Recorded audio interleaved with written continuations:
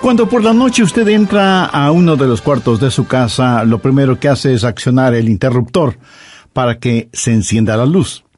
Y eso seguramente no le sorprende. Ahora, si al accionar el interruptor nada sucede, usted no dice, «Ajá, como lo sospeché, esta electricidad es un fracaso».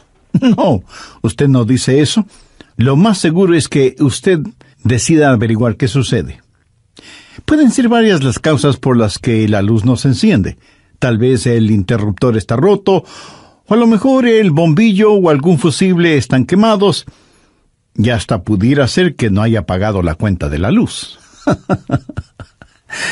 Usted no puede decir simplemente que la electricidad ha fallado, así que no debe sorprenderse cuando Dios contesta las oraciones. Deberá sorprenderse cuando no las contesta. Y nunca diga que la oración es una pérdida de tiempo. Usted puede decir, algo no está bien. ¿Por qué Dios no ha contestado mi oración? Bien, quiero compartir con usted 6 claves para la oración contestada. Y espero que las grabe en su corazón. Son sencillas, nada realmente nuevo, pero algo que necesitamos recordar en una forma más continua y metódica. Para que sus oraciones sean contestadas, primero, debe orar en el nombre de Jesús. Veamos Juan 14, los versos 13 y 14. Jesús dijo, «Y todo lo que pidiereis al Padre en mi nombre lo haré, para que el Padre sea glorificado en el Hijo».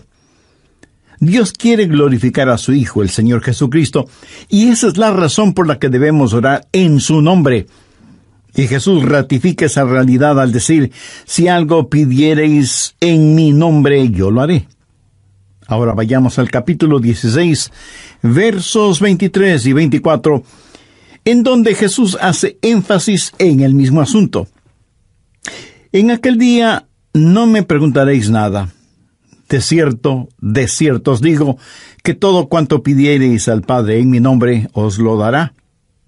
Hasta ahora nada habéis pedido en mi nombre. Pedid y recibiréis, para que vuestro gozo sea cumplido». Muéstreme una persona cuyas oraciones le son contestadas, y de seguro que esa persona está llena de gozo. Jesús también dijo en Juan 14, 6, «Yo soy el camino y la verdad y la vida. Nadie viene al Padre sino por mí». Y esa es la verdad en cuanto a la oración. No hay forma de llegar a Dios el Padre sino únicamente por medio de su Hijo Jesucristo. Supongamos que usted se pierde buscando una dirección en un lugar que no conoce. Así que detiene a una persona en la calle para que le ayude, y esa persona le dice, «Vaya derecho 3 cuadras más, luego vire a la derecha, verá una casa blanca con una cerca de madera, entonces vire a la izquierda, y esa es una calle sin salida. Recorra 3 cuadras más, vire a la derecha», y usted le interrumpe y le dice, «Un momentito, por favor, no puedo recordar todo eso, déjeme anotarlo». Y la persona que le está dando las direcciones le dice, «¿Sabe qué? Yo estoy yendo en la misma dirección, permítame guiarle. Usted únicamente sígame». Esa persona no solo le señala el camino, sino que, por así decirlo, se vuelve el camino. Jesús no indica el camino, Jesús es el camino hacia el Padre, y cuando usted ora en el nombre de Jesús, Él le lleva a la presencia del Padre. Anota Efesios 2:18. «Porque por medio de Él los unos y los otros tenemos entrada por un mismo Espíritu al Padre». ¿Qué significa orar en el nombre de Jesús? Significa orar con su autoridad. Cuando usted pone su firma en un cheque y se lo da a alguien, esa persona va al banco y lo efectiviza. El banco le entrega la cantidad de dinero estipulada en el cheque, porque ese cheque lleva su nombre, lleva su firma, y con su firma usted le autoriza al banco la entrega de ese dinero. Trate de ir a cualquier banco y hacer efectivo un cheque que no tiene ninguna firma, y le aseguro que estará metiéndose en profundos problemas.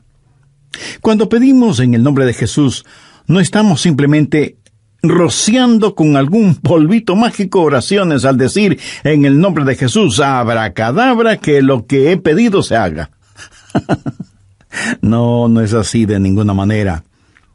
Orar en el nombre de Jesús significa, primero, obedecer su mandato. Segundo, hacer algo aprobado por Él.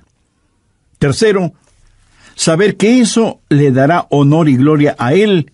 Y cuarto, saber que el Padre será glorificado por lo que hacemos en el nombre de Jesús.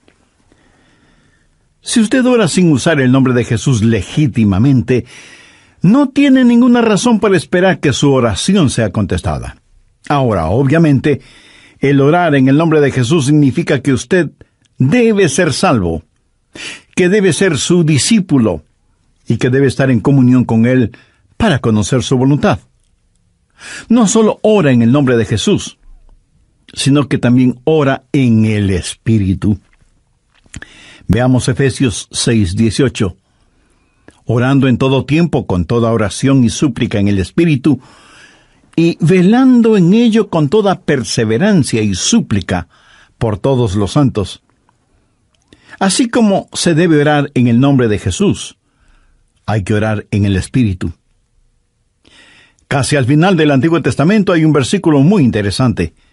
Busque Zacarías 12:10. Dios habla de lo que hará en los últimos días, cuando los judíos como nación vengan a Jesús.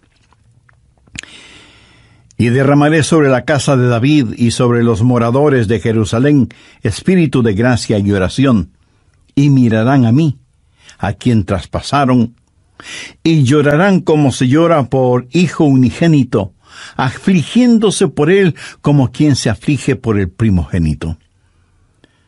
Hay muchas cosas maravillosas en este versículo, pero lo que más me bendice es que Dios dice que hay un Espíritu, el Espíritu Santo, que es el Espíritu de gracia y de oración. ¿Tiene usted dificultades al orar? ¿Sabe por qué? Porque no está lleno del Espíritu.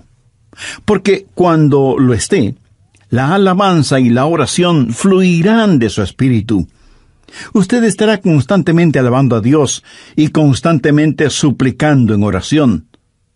Dios dice que un día Él va a derramar su espíritu de gracia y oración sobre los judíos, pero Él ya ha derramado su espíritu de gracia y oración sobre usted. Por lo tanto, usted debe orar en el Espíritu. En la pequeña epístola de Judas, el verso 20, dice, «Pero vosotros, amados, edificando sobre vuestra santísima fe, orando en el Espíritu Santo». ¿Había notado eso? ¿Cómo se desafía usted mismo? Orando en el Espíritu Santo. ¿Por qué es tan importante orar en el Espíritu? Bien, sabemos que cuando oramos en el nombre de Jesús, oramos con autoridad. Pero cuando oramos en el Espíritu, oramos con fortaleza para que Él nos ayude. Déjeme, le muestro algo en Romanos 8:26. Y de igual manera, el Espíritu nos ayuda en nuestra debilidad, pues que hemos de pedir como conviene no lo sabemos. Pero el Espíritu mismo intercede por nosotros con gemidos indecibles. Mi amigo, esto significa que cuando usted ora, no lo puede hacer sin el Espíritu, y Él no lo hará sin usted. Es el Espíritu el que ora. Y Él hace por usted lo que usted no puede hacer por usted mismo. El Santo Espíritu de Dios inspira, guía, pone energía y sostiene nuestras oraciones. Nuestro espíritu humano es débil, y aunque el Espíritu esté dispuesto, nuestra carne es débil. Por lo tanto, el Espíritu Santo nos ayuda en nuestra debilidad. No hay ninguno de nosotros que alguna vez no haya dicho, «Fallé en mi vida de oración. Ojalá pudiera orar más. ¿Por qué no puedo hacerlo?» Le diré por qué no oramos más. Francamente, porque somos débiles. Pero nuestra debilidad no debe convertirse en incapacidad, sino más bien en fortaleza, porque la Biblia dice que cuando somos débiles, somos fuertes. Si aprendemos a depender en el Espíritu Santo, quien nos ayuda en nuestras debilidades, inspirándonos, guiándonos y capacitándonos. Más aún, Él nos ayuda en nuestra ignorancia. Pues ¿qué hemos de pedir como conviene? No lo sabemos. ¿Alguna vez ha pensado en eso? Estuve una vez en una conferencia bíblica en Dallas. Al finalizar la conferencia, 2 jóvenes estudiantes se me acercaron y uno de ellos me preguntó, «Pastor, ¿usted ora?» Le respondí que sí. Entonces me dio una pequeña tarjeta diciéndome, «Aquí están nuestros nombres. Somos estudiantes en el seminario. Por favor, ore por nosotros». Yo les agradecí y puse esa tarjetita en mi Biblia. He orado por esos estudiantes, pero no creo que lo haya hecho en forma regular. No porque ellos no me importen, pero una asignación de oración es más que 2 nombres en una tarjeta. Si tuviera que orar por todos quienes me piden que ore por ellos, ni las 24 horas del día serían suficientes, se lo aseguro. Esa es la verdad. Si usted trata de orar por todos y por todo, su oración, en vez de ser un caudaloso río, se convertirá en un estancado pantano. La oración, para que sea poderosa, tiene que ser canalizada. Cuando alguien me dice que está orando por mí, me siento increíblemente bendecido. Y hay hermanos que me dicen que oran por mí diariamente, y doy gracias a Dios que muchos oran por mí. Pero me entristece la realidad de que hay millones de seres humanos por los cuales nadie ora. Ahora escúcheme. Yo no deseo estar en la lista de oración de alguien, a menos que el Espíritu Santo haya puesto primero mi nombre en el corazón de la persona que dice que ora por mí. Y cuando usted está orando por otras personas en forma individual, muchas veces no sabrá cómo orar por ellos. Por ejemplo, su tía Rosita está enferma, y usted ora, «Señor, restaura la salud de tía Rosita». ¿Cómo sabe que Dios no está preparando a tía Rosita para llevársela al cielo? Y usted ora para que tía Rosita todavía se quede en la tierra, mientras que, de acuerdo a Juan 17:24, Jesús ora y dice, «Padre, aquellos que me has dado, quiero que estén donde yo estoy». ¿Dónde está Jesús? En el cielo. ¿Dónde está la tía Rosita? Todavía en la tierra. En las reuniones de oración, más se ora para que la gente sea sanada que lo que se ora para que la gente sea salvada. Parece que estamos más interesados en mantener a los salvos fuera del cielo que a los perdidos fuera del infierno. No sabemos orar como debemos orar. Cuando Saulo perseguía a los seguidores de Cristo, antes de que fuera el apóstol Pablo, me pregunto qué oraba la iglesia en relación con Saulo. Si yo hubiera vivido en esa época, seguro que hubiera orado, «Señor, mira cómo este Saulo nos persigue. Elimínalo, evapóralo, Señor, haz algo con él».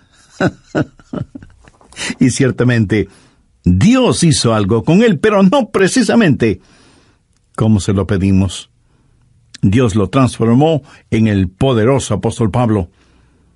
A veces no sabemos ni lo que pedimos. Por eso el Espíritu Santo que intercede por nosotros dice, «Señor, esto es lo que Adrián está pidiendo, pero esto es lo que en realidad necesita». El Santo Espíritu de Dios nos ayuda en nuestras debilidades cuando nosotros no sabemos cómo orar, por qué orar, o cuando no tenemos la fortaleza, ni la energía, ni el deseo de orar. E intercede con nosotros, como la Biblia lo dice en Romanos 6:26, pero el Espíritu mismo intercede por nosotros con gemidos indecibles. Ni usted ni yo, nadie puede orar como el Espíritu Santo puede hacerlo. Y la expresión gemidos indecibles era utilizada para describir los dolores de una mujer dando a luz. Eso, mi amigo, es orar en el Espíritu.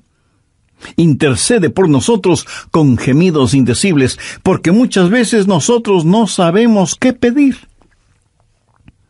Algunos años atrás, yo viví la experiencia de un profundo dolor emocional y espiritual a tal grado que no podía ni siquiera articular una sencilla oración. Lo único que podía hacer era quejarme. Pero el Santo Espíritu de Dios escuchó mi oración, y Él llevó mi dolor, mi súplica, hasta el trono de la gracia y la misericordia de Dios. Entonces usted ora primero en el nombre de Jesús, segundo en el Espíritu Santo. Para orar en el nombre de Jesús, usted tiene que ser salvo, y para orar en el Espíritu, usted tiene que ser lleno del Espíritu Santo de Dios. Tercero, usted debe orar en obediencia a Dios. Es una malvada necedad el esperar que Dios escuche sus oraciones cuando usted no está viviendo en obediencia a Él. Lo triste es que hay personas que tienen la idea de que Dios les bendecirá, aún en su desobediencia. Razone esto un instante.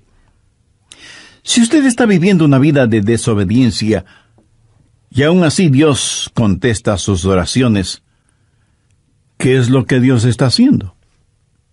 Está animando y recompensando su pecado. Pero escúcheme, Dios le ama demasiado como para hacer eso. Veamos el Salmo 66. Quiero mostrarle algo. Salmo 66, verso 18. Este es un versículo que debería estar subrayado en su Biblia. Si en mi corazón hubiese yo mirado la iniquidad, el Señor no me habría escuchado. Ahí lo tiene, en blanco y negro y bien impreso. Y usted no tiene que ser un científico aeroespacial para entender eso, ¿verdad? Muchos hablan de las grandes promesas en la oración. Bien, esta es una promesa. Si en mi corazón hubiese yo mirado la iniquidad, el Señor no me habría escuchado. Ahora, note que no dice, si hubiera pecado, Dios no me escucharía. Dios no le escuchará a usted. Dios no me escuchará a mí. Dios no escuchará a nadie que tenga iniquidad en su corazón. Iniquidad significa el hacer trato con el pecado, sentirse en paz haciendo el pecado. Y si yo tengo cualquier iniquidad en mi corazón, Dios no me escuchará. Ora usted a Dios. Si tiene algún pecado en su corazón, ¿cómo puede esperar que Dios le escuche? Para que Dios le escuche, usted tiene que arrepentirse de sus pecados y tener a Jesús como su Salvador y Señor. De vez en cuando alguien me dice, pastor, Dios me ha dado la habilidad de decir hermosas oraciones. Y si Dios mismo me ha dado esa habilidad, quiero decir que Él está impresionado con mis oraciones. Mi amigo, hay una buena palabra griega para describir lo que usted está diciendo. Tontería. Escúcheme, Dios no se impresiona con sus oraciones, pero sí se impresiona con su necedad. Veamos lo que dice Isaías 1:13. No me traigáis más vana ofrenda. ¿Sabe usted lo que es una vana ofrenda? Es solo una oración vacía. No me traigáis más vana ofrenda. El incienso me es abominación. Aquí ellos estaban en el templo quemando incienso, ofreciendo incienso en el altar. No me traigáis más vana ofrenda, el incienso me es abominación, luna nueva y día de reposo, el convocar asambleas, no lo puedo sufrir, son iniquidades vuestras fiestas solemnes. ¿Qué es lo que Dios está diciendo aquí?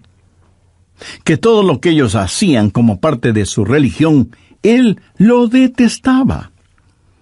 Y en Isaías 1, los versos del 15 al 17, leemos: Cuando extendáis vuestras manos, yo esconderé de vosotros mis ojos. Asimismo, cuando multipliquéis la oración, yo no oiré. Llenan están de sangre vuestras manos, lavaos y limpiaos, quitad la iniquidad de vuestras obras de delante de mis ojos, dejad de hacer lo malo, aprended a hacer el bien, buscad el juicio, restituid al agraviado, haced justicia al huérfano, amparad a la viuda. Veamos ahora Isaías 59:1. He aquí que no se ha cortado la mano de Jehová para salvar, ni se ha agravado su oído para oír. Dios no se ha vuelto manco ni sordo, pero vuestras iniquidades han hecho división entre vosotros y vuestro Dios, y vuestros pecados han hecho ocultar de vosotros su rostro para no oír. ¿Ha leído alguna vez algo del libro de Esdras? Vayamos al capítulo 9, verso 6.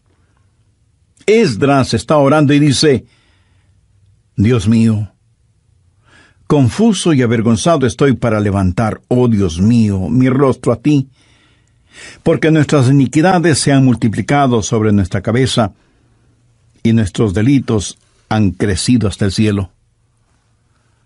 Mi amigo, debemos orar en obediencia. Para resumir un poco todo esto, vamos a la primera epístola de Juan. No el Evangelio de Juan, sino la primera epístola de Juan, capítulo 3, verso 22. Y cualquier cosa que pidiéramos, la recibiremos de Él, porque guardamos sus mandamientos y hacemos las cosas que son agradables delante de Él. Los rebeldes jamás verán sus oraciones contestadas. Déjeme retroceder un poco las páginas de la historia. ¿Recuerda cuando Israel había conquistado Jericó? Y tuvieron que pelear contra un pequeño pueblito. No era ninguna gran ciudad. Un pueblito llamado Ai. Apenas 3 letras, H-A-I, Ai. Y sin embargo, los israelitas tuvieron que huir, como se dice vulgarmente, con el rabo entre las piernas, ignominiosamente derrotados. Y Josué tiene que ir y postrarse delante de Dios y preguntarle cómo pudo permitir que tal cosa sucediera. Mire lo que le contestó Dios en Josué 7, los versos 10 y 11. Y Jehová dijo a Josué: levántate, ¿por qué te postras así sobre tu rostro? Israel ha pecado. ¿Qué está diciendo? Josué, hijo mío, ¿por qué me estás orando? No puedes utilizar tus oraciones como una cortina de humo para ocultar el pecado que hay en medio del pueblo. Enfrenta y elimina ese pecado, y entonces oiré tus oraciones. Cuarto, usted debe orar en la voluntad de Dios. No solo conocer a Jesús, no solo ser lleno del Espíritu, no solo obedecer los mandamientos, pero aun habiendo hecho todo esto, todo lo que usted desea no es necesariamente la voluntad de Dios para usted. Anote 1 de Juan 5, versos 14-15. Y esta es la confianza que tenemos en Él, que si pedimos alguna cosa conforme a su voluntad, Él nos oye. Y si sabemos que Él nos oye en cualquier cosa que pidamos, sabemos que tenemos las peticiones que le hayamos hecho. Orar en la voluntad de Dios. Y usted no encuentra la voluntad de Dios simplemente por adivinación. Pastor, ¿cómo voy a conocer la voluntad de Dios? Bien, permítame hacerle una pregunta. ¿Quiere en realidad saberlo? Y usted me responde: bueno, no sé si quiera saberlo o no. Entonces le haré otra pregunta. ¿Quiere hacer la voluntad de Dios? Y usted me responde: sí, claro que sí. ¿La quiere hacer realmente? Quiero decir, si Dios le dijera este mismo momento: hay algo que deseo que hagas, ¿lo haría? ¿Sabe usted cuál sería la primera pregunta debido a nuestra naturaleza humana? ¿Qué es, Señor? Esa no debería ser la primera pregunta o la primera respuesta. Usted no puede contestar una pregunta con otra pregunta. Usted debe contestar esa pregunta con una afirmación. Adrián, hay algo que quiero que hagas. ¿Lo harás? Yo debo contestar: Sí, Señor, lo haré. ¿Qué es lo que quieres que haga? Mira, la manera de conocer la voluntad de Dios no es sabiendo lo que es, sino comprometiéndose a hacerla aún antes de saber lo que es. Eso es confianza. Sencillamente diga, Señor, estoy listo, y haré lo que quiera que tú quieras que haga. Y aunque esa frase pueda trabar nuestra lengua, destraba nuestra capacidad de obediencia. Debo admitir que muchos tienen temor de la voluntad de Dios. De alguna manera se les ha metido la idea en la cabeza de que si se prestan para servicio bajo la voluntad de Dios, van a terminar como misioneros en el país de Sal si puedes, viviendo en una choza con piso de tierra y comiendo carne de serpiente o quién sabe qué otros exóticos alimentos. ¿Sabe qué? Pudiera ser que así suceda. La forma de conocer la voluntad de Dios es aceptando la voluntad de Dios antes de conocer cuál es la voluntad de Dios. Y aunque suena complicado lingüísticamente, espiritualmente no lo es. Pero usted me dice, el pastor, quiero más detalles. Muy bien, le voy a dar más detalles. La voluntad de Dios es buena, perfecta y aceptable. Y si piensa que esto lo digo porque soy muy inteligente, pues siento desilusionarle. Veamos qué dice Romanos 12, versos 1 y 2. Así que, hermanos, os ruego por las misericordias de Dios, que presentéis vuestros cuerpos en sacrificio vivo, santo, agradable a Dios, que es vuestro culto racional. No os conforméis a este siglo, sino transformaos por medio de la renovación de vuestro entendimiento, para que comprobéis cuál sea la voluntad de Dios, agradable y perfecta. Usted no necesita saber nada más que esto. La voluntad de Dios es buena, agradable y perfecta.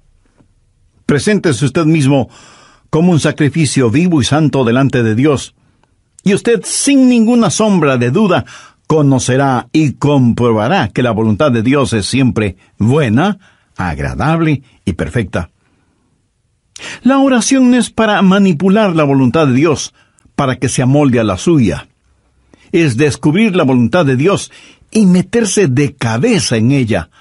Pero escúcheme con atención. En última instancia, usted no encuentra la voluntad de Dios.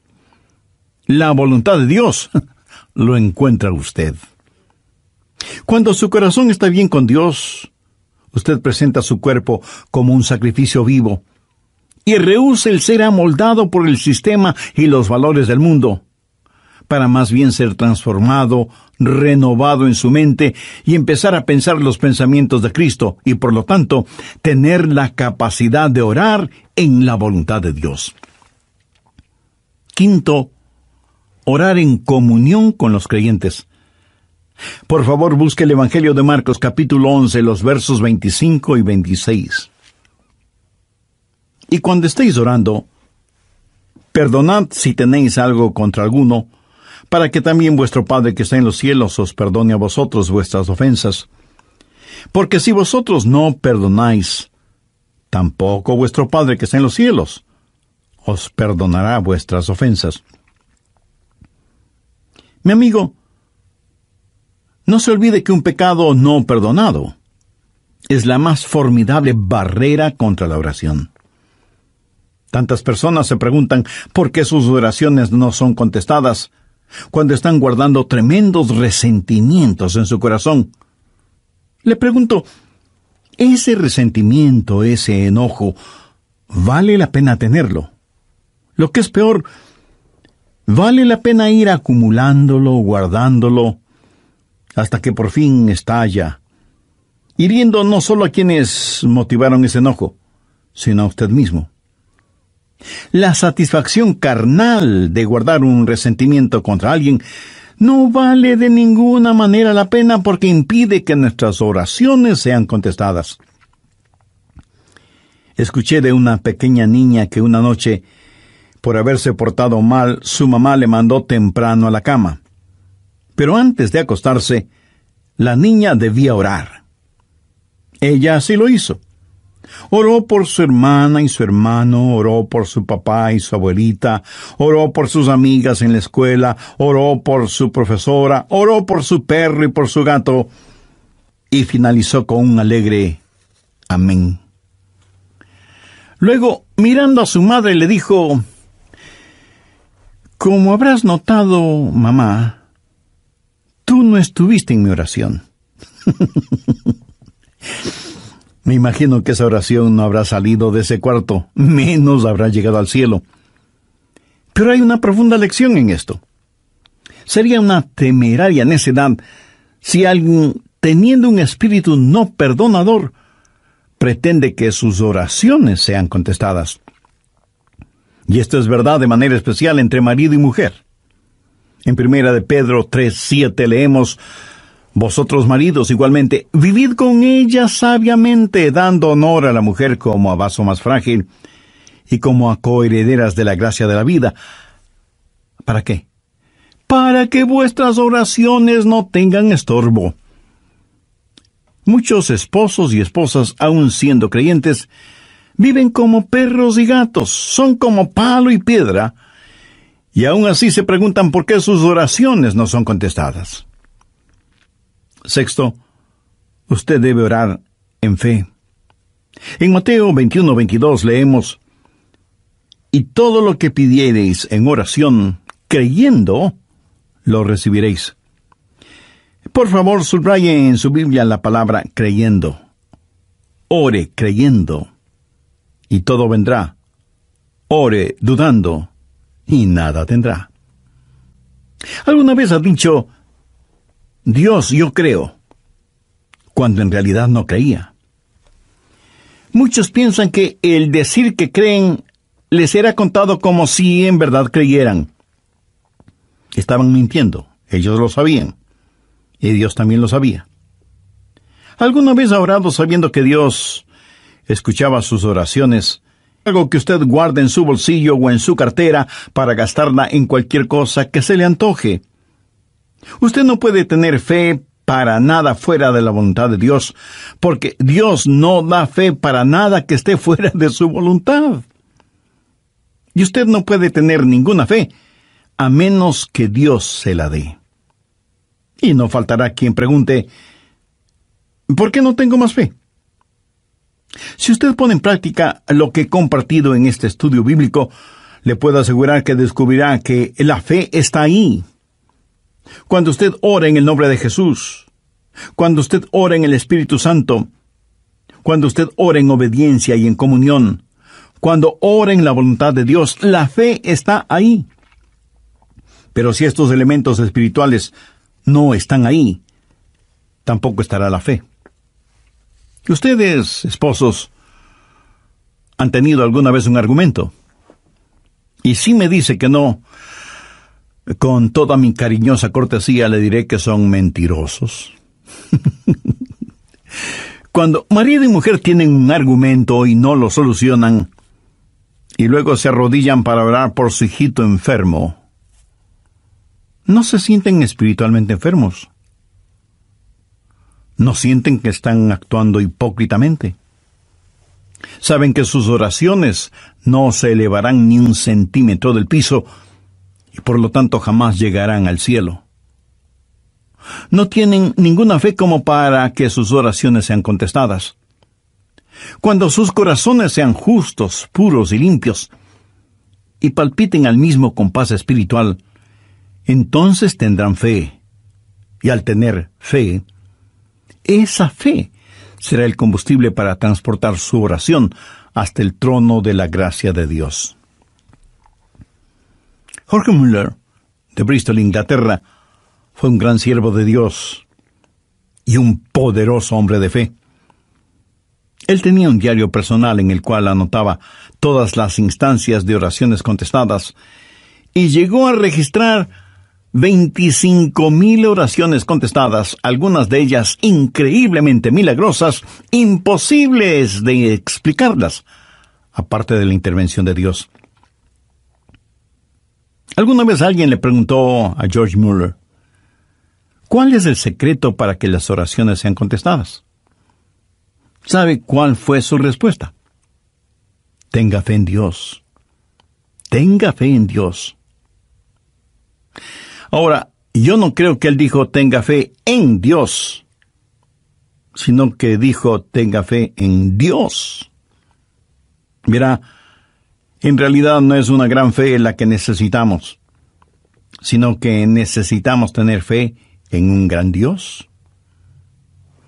Fe no es solo un sentimiento positivo, ni el que usted se vuelva frenético o fanático, sino tener la absoluta confianza de que Dios hará lo que usted le ha pedido, si ese pedido está encuadrado dentro de los parámetros de la voluntad de Dios. Los discípulos le dijeron a Jesús, Señor, enséñanos a orar. Y ese debe ser nuestro pedido también, para que Dios nos ayude a ser hombres y mujeres de oración. Hay algo en nosotros que se resiste a orar. Preferimos ocuparnos en cualquier otra cosa en vez de orar. Y eso se debe a nuestra naturaleza carnal y pecaminosa. Por eso necesitamos la ayuda de Dios para que amemos de tal manera a Jesús y seamos llenos de su Espíritu Santo para que la oración fluya de nosotros en forma constante y que oremos siempre en el nombre del Señor Jesucristo. ¿Ha notado con qué facilidad podemos pasar horas haciendo deportes o realizando nuestros pasatiempos favoritos o simplemente mirando programas en la televisión? Pero ¿qué trabajo nos cuesta invertir unos minutos en la oración? La oración eficaz, mi estimado amigo, debe ser un acto intencional de nuestra voluntad. No debemos acercarnos al trono de la gracia en forma casual, sino en forma totalmente intencional. Seguramente entre quienes me escuchan habrá quienes, a pesar de ser religiosos, este asunto de la oración es muy secundario en sus vidas. Ahora, si usted aún no es salvo, mayor razón para que ore a Dios. Lo puede hacer este mismo momento diciendo con sus propias palabras algo como la siguiente oración. Dios eterno, reconozco que soy una persona que no me he acercado a ti en oración, sino en raras ocasiones. Reconozco también que soy pecador, que estoy perdido y que necesito ser salvo para tener la seguridad de ir al cielo cuando me llames a tu presencia. Señor Jesús, creo que eres el Hijo de Dios y que entregaste tu vida y derramaste tu sangre en la cruz para, por medio de tu sacrificio, pagar la deuda de mis pecados, perdonarme, limpiarme y salvarme. No sé si mi fe es grande o pequeña, pero con la fe que tengo este momento te invito a que vengas a mi corazón y seas mi Salvador y mi Señor. Toma el control total de mi vida y ayúdame a ser la clase de persona que tú quieres que sea. Ayúdame a ser un testigo fiel de tu gracia y misericordia hasta el momento en que me llames a tu presencia. Lo pido en tu santo nombre. Amén.